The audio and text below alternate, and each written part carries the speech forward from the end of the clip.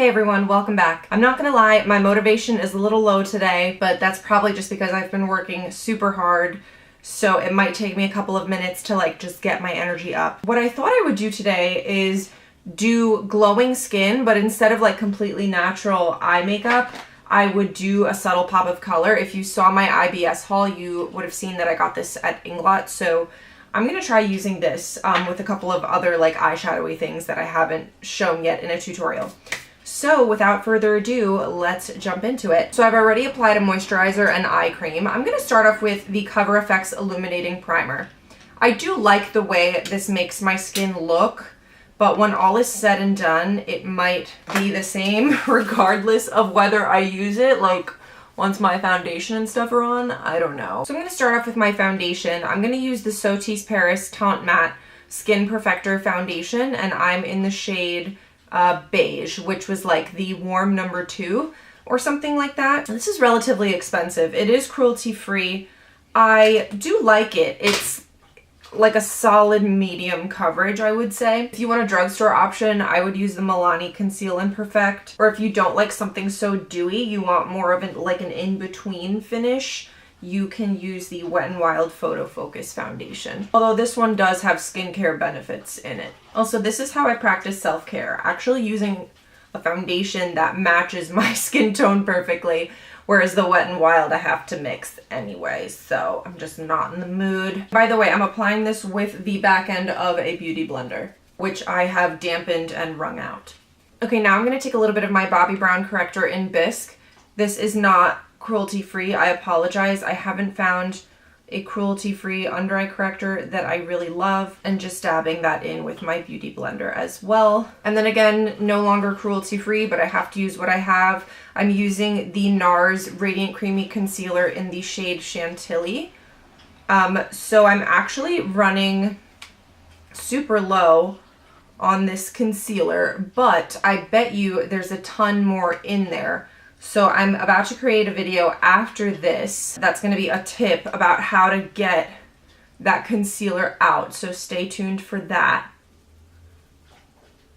Now I'm going to set the under eye and my T-zone, and normally what I would use for this is the e.l.f. HD Under Eye Setting Powder. I just ordered a bunch of these because they had their spring sale, but I'm currently out of this, so I'm throwing that away. And honestly, unless you're shopping for your kit and you need something a little bit more luxury, just use that one. It's $3. But I'm going to use the NARS, and that one's cruelty-free. I'm going to use the NARS Translucent Crystal Powder to set under the eyes. Now, I'm not baking with this. That wouldn't look very natural or glowy. I'm just taking a light amount of this and just kind of bouncing it into the skin with my beauty blender. Actually, this looks way more dry than the e.l.f. powder, so just saying. But I'm sure if your skin is oily, you'll prefer that anyway. Now I'm going to do my brows, and for this I use the Anastasia Brow Gel in Granite, or brow pomade, dip brow pomade. I'm using a really light pressure, and I'm just drawing in little hairs. I have a really specific step-by-step tutorial on how to do your brows. I called it my brow crash course. It's one of my older videos, so I'm definitely acting a little bit hyper in it. I'm gonna link that down below if you're interested in how to do your brows a little bit more precisely, especially if it's your first time doing it. I kind of teach you how to map them out a little bit. But anyway, I'm just gonna skip over this part for the purposes of this video. So I went to find my Bare Minerals Bare Skin Liquid Bronzer, and I just don't know where it is, but it just so happens I have this non-cruelty-free option. Sorry, everybody, NARS was one of my favorite brands, and then they decided to test on animals, so I have a lot of their stuff. So I don't mean to sound like a cop-out, but I do recommend the Bare Minerals Bare Skin Serum Bronzer. I have 2 drops of this, and I'm just going to take it on the back of my beauty blender and squeeze the blender a little bit and just put it right on top of my cheekbone. And then I have a lot, so I'm just going to put the rest on this side. It's weird, this foundation's coming out really matte on me, but I think my skin's just been super dry lately, just because I've been going a little hard with the acne treatment. It's weird, it used to be semi-luminous on me, even though it's called a matte foundation. I don't find that it controls oil, but if you have dry skin, it'll be matte on you. I can't believe I'm saying I have dry skin.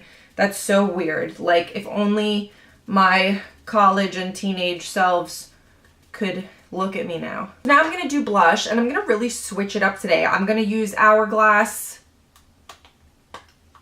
Radiant Magenta, not Mood Exposure. I'm just gonna smile and pop that on the apples. I feel like a pink looks a little bit fresher, and it makes you look a little more flushed. Whereas like the neutrally mauve shades look, I don't know. And I'm bringing that up onto my temples just a little bit. Now I'm gonna do something kind of cool. So I'm gonna take the Milani Prep Set and Glow Powder with my Beauty Blender. I have tried this already and it doesn't ruin the powder. Like sometimes when you stick something wet into a powder, it ruins it, but I feel that it doesn't. So I'm gonna take the back end and just bounce that all over my skin. If you saw my last haul, the drugstore haul, you will have seen that I picked this up and I was like skeptical at first. That being said, on my like currently dryish, on my currently dry-ish skin, I did not like the way it applied with a brush, but with a sponge, okay, I'm overdoing it now and it's kind of ruining the powder, but whatever. But with a sponge, I feel like it looks so good. I feel like it covered up my blush just a little bit, so I'm just gonna go back in with my blush brush. Now for highlight, I'm gonna take Inglot's. This is something I also recently hauled and I have been liking it on the eyes. This is Inglot's AMC Pure Pigment in 75. It's just like an almost clear, glistening, like silvery white. I'm gonna take a touch of that with my brush and dab it into the cap and just kind of, whoa, that's a lot. You see what I just did? I don't know if I regret that. Okay, it's gonna be fine. So I'm gonna just do a little bit of this. It looks a little sparkly. I'm sure on camera it looks lovely. In person, it looks a little sparkly. Okay, no matter. So I'm just gonna buff it in with this brush. Okay, so I'll have to update you on how I like this, like how it wears throughout the day, but if you want a natural glowy highlight, just use the Essence Pure Nude. I feel like my skin looks so dry. It's so bizarre, honestly. All right, this is turning into like a not so glowy tutorial. Like, I'm a little confused. So I'm actually gonna go into the Pat McGrath Mothership palette. I think this is Subliminal 1. I mean, this packaging is like so luxe and heavy, and that mirror is amazing. Actually, I've had this since Christmas and I haven't peeled back this mirror protector. So let's just have a satisfying moment together. I, you know, got this as a Christmas gift and it is really, really high quality, and I apologize that it's expensive, but you can use Wet n Wild eyeshadows. They're awesome. Why am I apologizing right now? I'm gonna do a review on this palette soon, maybe, if you want to see that. But anyway, I'm gonna take this light cool tone brown, which actually is a little bit darker than it appears in the pan. But Pat McGrath does not mess with her pigment, I will say that. And that was with my Inglot 6SS. Now I'm gonna take my Smith 235 and this darker brown right here, and I'm gonna put that in the outer corner. Kind of in like a V or C shape, and then slightly blending it into the crease. Actually, I'm gonna take it across the crease and into the inner portion of my lid, so I can kind of create like a halo eye. Okay, this is becoming like a smoky eye and not like a fresh, natural face really quick. This is what happens with me. And I'm just going over and blending that with my Inglot 6SS. I'm gonna do a little bit of this dark taupe with a shimmer on my lower lash line. Let me zoom you in, I'm sorry. Why are you apologizing? Because I suck. My skin looks so dry. Okay, like these are just changes that happen like as the weather changes, and like I guess I'm finally, my skin is getting older. Like I don't even know really what to say at all. So yeah, I mean, this just didn't turn out the way I intended, and we'll see what I do about that. Wow, and my concealer is creasing. That would not have happened with the e.l.f. powder. I'm really upset right now. I'm not upset, it's just makeup. It's also like 8:30 at night and I'm literally not going anywhere. But long story short, use the e.l.f. powder. So I'm going back into that light taupey brown with this Smith 220. Great brush for blending under the eye. Warning, will get product in your eyeballs. You know what? I'm just gonna listen to my heart. I don't feel like doing that Inglot pigment. No. I want to use this blue. I don't know why. I'm feeling a little blue. Oh my god. So amazing. I mean, partially this brush, partially this palette just is amazing. Whoa! I'm using it dry. Do you see that? Just wow. Now I really need to get a better brush for this purpose, but I'm going to use the Inglot 10S, and I'm just going to use this to kind of blend the blue color into the crease.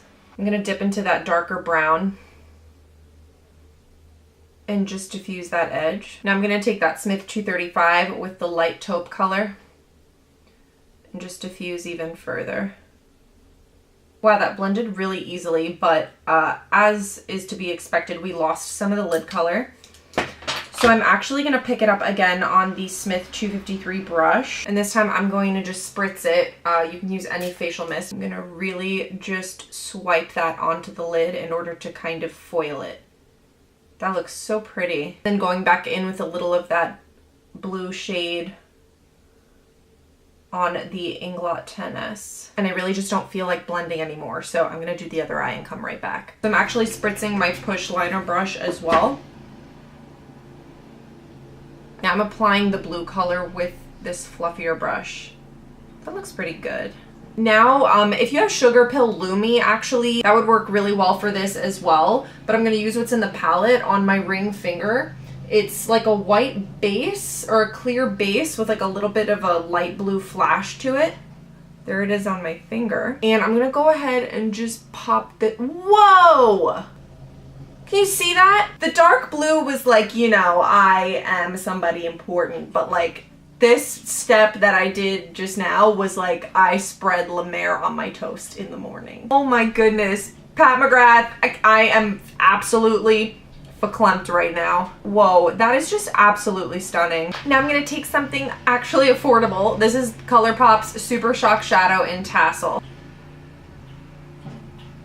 Ooh. Look how pretty. Now before I do mascara, I'm going to spritz my face with the Motive's 10 Years Younger Makeup Setting Spray.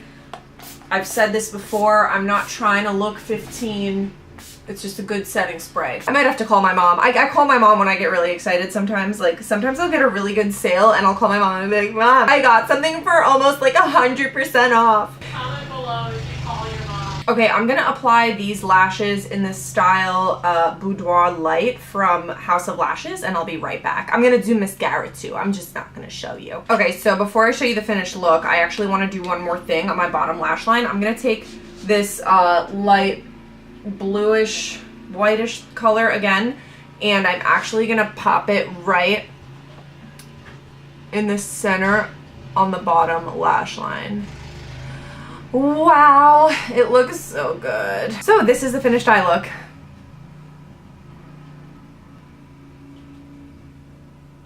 Now let's move on to the rest of the face. Now, do I do my go-to lip? Like, if you've been watching me at all, you know that choosing a lip color is always a struggle because I do such dramatic eyes, but I don't like for the lips to be like so nude that I look washed out and there's like no balance. So this is the Beauty For Real Universal Lip Liner. See how mauve-y that is? It actually like complements my natural lip color. Now I'm gonna fill it in with my NYX Lip Lingerie in the shade Corset.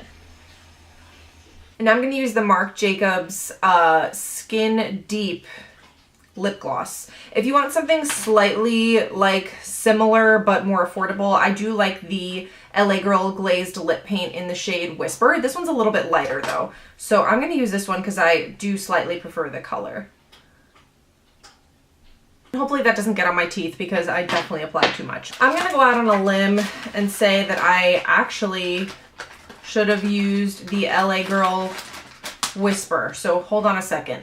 It's just looking a little dark, just because the eyes are so dark that I actually do want something a little bit more nude. Okay, yeah, this is way lighter, but I like it better. Marc Jacobs Skin Deep is still my number one, like outside of this situation. All right, everyone, that is this look. Thank you so much for watching. If you made it to the end and you just didn't know where this was going. I don't even know that I'm like super duper happy with the lip, but I think it takes years to become happy with your lip color. So I'll just leave it at that. I mean, I've worked enough retail to know that most people don't ever find their perfect lip color. So on that note, I hope you're having a fabulous day wherever you are. Thank you so much for watching. Please give this video a thumbs up if you want to see more makeup tutorials. I did have a lot of fun creating this look and I think it's so beautiful. Is this your cup of tea or do you prefer more neutral makeup? Comment down below.